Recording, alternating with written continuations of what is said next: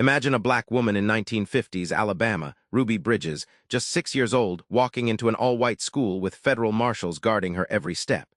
The air is thick with anger and fear, but she walks anyway. What unseen forces make Ruby's path so dangerous, so prescribed? Isabel Wilkerson pulls back the curtain on an unspoken hierarchy, one more rigid than law or race, that shapes her story and ours. This isn't just about prejudice. It's a hidden caste system quietly ruling America.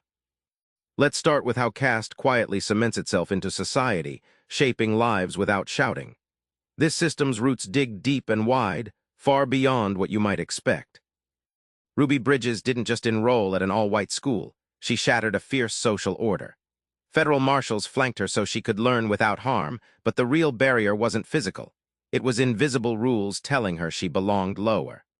Ruby's bravery put her face against a centuries-old hierarchy, illustrating how caste controls who moves freely and who cannot. Think of caste like an old skeleton inside the body of society. You don't see the bones, but they keep the shape, limiting how you move.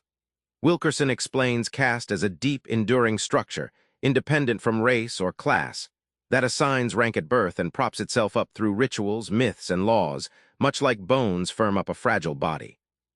When caste ranks people, it's more than division, it dehumanizes. Entire groups are marked as less than, just like a factory stamping parts to sort quality, making empathy and equality impossible. The payoff? Societies live in quiet violence where injustice becomes normal.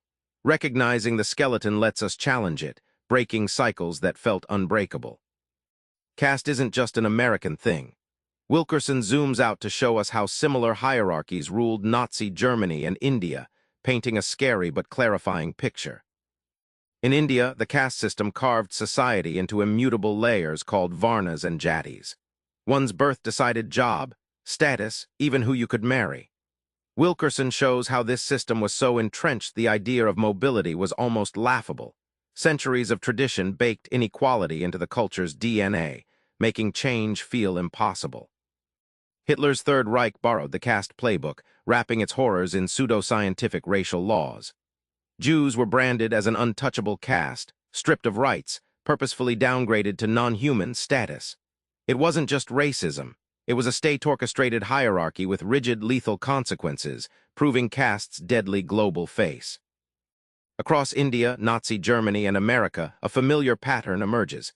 Caste uses fear, myths, and violence to uphold power.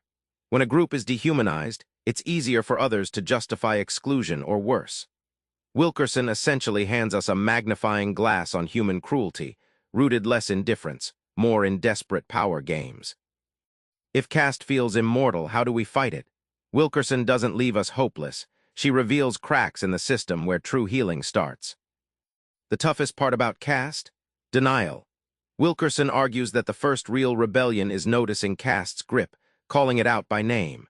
Like Ruby Bridges stepping into a hostile classroom, recognition makes invisible barriers visible, stripping them of some power and opening the door for change. Wilkerson tells stories where empathy chips away at caste's armor. When people start seeing those beneath them as fully human with stories and pain, the brutal hierarchy begins to crack. It's not a quick fix, more like a tectonic shift, but empathy is caste's kryptonite. Finally, dismantling caste means reckoning with uncomfortable truths. History's ugliness, personal complicity, the social cost of silence. Wilkerson challenges us to harness courage, individual and collective, to rewrite the stories we tell ourselves. Without courage, the old system just reasserts itself, but with it, remission is possible. Remember Ruby Bridges striding into that hostile schoolyard? Her story started this journey through caste's invisible grip. Now you know this isn't just about the past or others, it's about the systems we live inside. Try this. The next time you feel discomfort about inequality, name caste out loud. Calling it out is the first crack in its foundation. That's where real change begins. Subscribe for more book summaries like this one.